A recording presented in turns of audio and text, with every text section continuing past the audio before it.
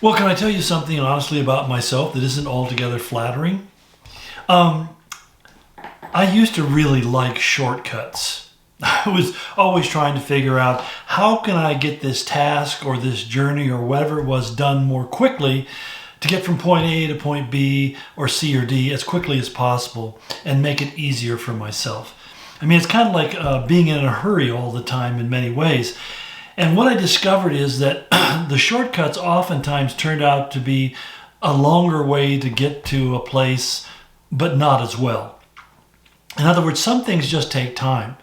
I used to have people ask me sometimes, they say, well, I was listening to you talking about all these historical data and facts behind the scriptures. Can you tell me about a book that I can buy that will give me all that information? And I used to just simply say, no, it's taken me years of reading and study and a lot of time and effort, even within this last week, to be able to have this information, to be able to share it with you. It doesn't come quickly. It doesn't come easily.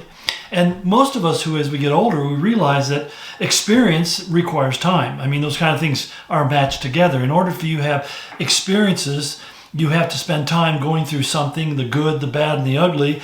And then you also gain wisdom by being able to evaluate those choices. And it's like the businessman was once asked what's the secret of his success by a young man who wanted to be successful very quickly. And he said, my answer is making good decisions. And the young man says, well, how do you make good decisions? And he says, by making a lot of bad decisions. And that's really the learning curve. I mean, when you take a test, the test is supposed to measure not how much you know, but how much you don't know.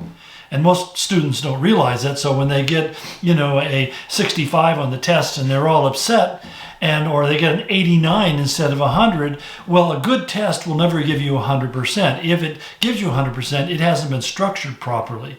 I know that goes against the grain of this culture where everybody's a winner and gets a participation trophy, but the reality is that we need things that test us, because what they do is they measure where we fall short. They measure where our weakness is. And even in areas where we have overcome the obstacle, we've taken the test and we passed the test, we also realize that the process of making the right choice was often not easy and was fraught with all sorts of questionings and doubtings and changes of mind and opinion and so forth and so on, because that's the process of elimination.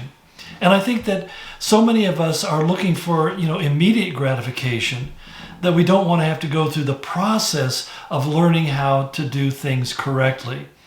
That's why in verse 5, Solomon says the following. He says, the righteousness of the blameless makes a straight way for them, but the wicked are brought down by their own wickedness. Now, wickedness in this context is a person who's really trying to find the quickest way to where they want to get instead of following the straightest path. When you talk about relationships and you talk about following the straight path or the straight and the narrow path, we have to understand that rarely is the straight path and the narrow path the easiest path. That oftentimes it requires a lot of you to climb up and to get to where you need to be. The easy path is always broad, it's unencumbered, it flows downhill. Like parents used to tell their kids when I was growing up that they had to walk to school uphill both ways in the snow. And, sometimes as a Christian, I feel like that's what it's like following the Lord, that you're walking uphill both ways in the snow. And yet at the same time, what happens? You develop a certain strength. Not only do you learn strength of physical character, but you have strength of spiritual and moral character. And that's why their strength comes from fighting against the stream, not simply flowing with it. As my pastor said, his mother used to always tell him when he'd say, well, everybody's doing it. She said, any old dead fish can float downstream. It takes a live one to fight the current. And so here we are in a day and age where when we look at the current of our culture, it's pushing pretty hard in a direction that's pretty easy to see as twisted and wrong. And yet I'm amazed at how many Christians are simply giving into the current and flowing with it.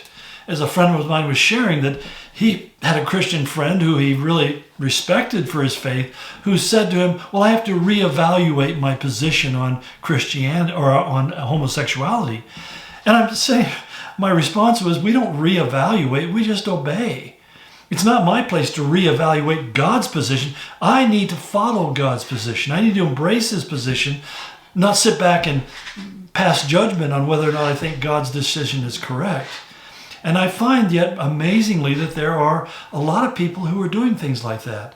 And that's why we need to always keep in mind that if we want to follow the Lord, we need to follow the straight and narrow as best as we can.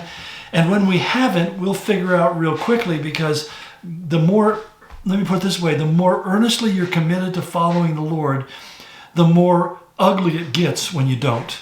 The more immediate are the consequences when you don't.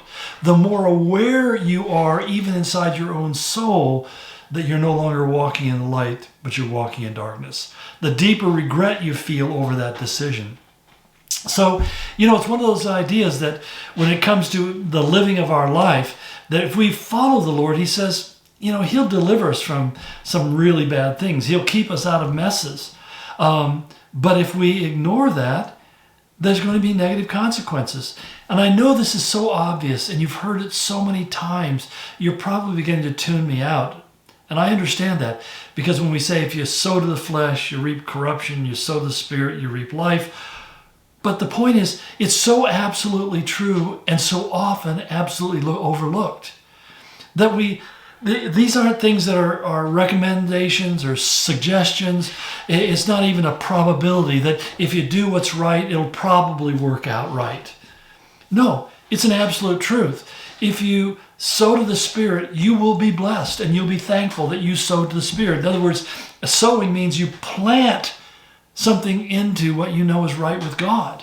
Because the fruit may not come immediately, but what comes up is going to be something glorious and very rewarding.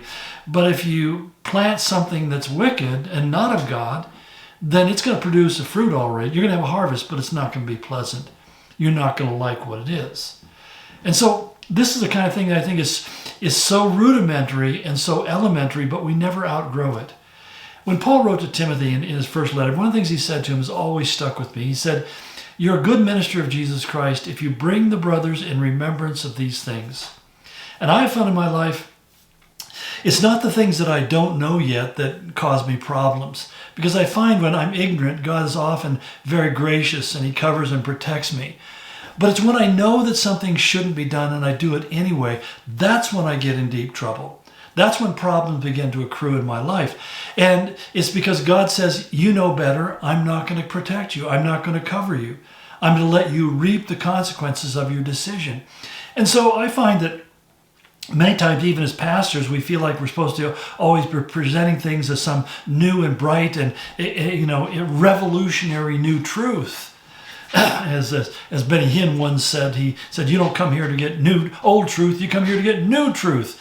I didn't know there was such a thing as new and old truth. There's truth that I don't know, and there's truth that I've forgotten, and there's truth that I ignore, but it's never new. It's the same truth that was there from the very beginning of the creation, so it hasn't changed. I want the old truth, and I want to follow it earnestly.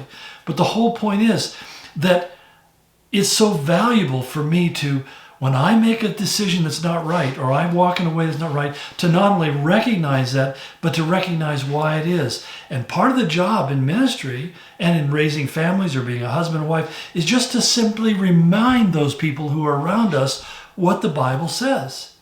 I need to be reminded to forgive people for their sins. I need to be reminded that God forgives me of mine. I need to remind me that God doesn't want me to hate anybody, even though they may drive me crazy. I need to remind myself all the time of what is the character of God, the nature of God, and also remind myself what is clearly not part of the character and nature of God. And he said, basically, that keeps us on the straight and narrow path. But when we get out of that path, even as a follower of Jesus Christ, know without question in your mind that there's a consequence, that it does produce bad results. That and not only you may find yourself in a situation where you have to say, I'm sorry, but you may make a decision that you regret for the rest of your life. Yeah. Anybody who's ever been married has had the opportunity to be unfaithful to their wife, to be unfaithful to their husband. Anybody who's married has had that presented to them at one time or another. And those of you who said yes to that know that instead of bringing you joy, it brought you sadness beyond measurement, and it's probably still plaguing you to this very day.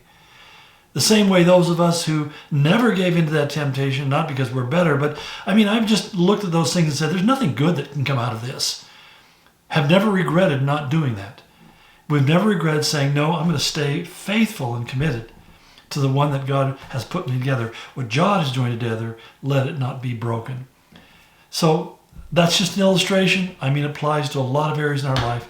But I just really wanted to kind of ground that truth into you, hopefully in a way that makes you never feel like, well, I already know this. No, you may know it. You just have forgotten it.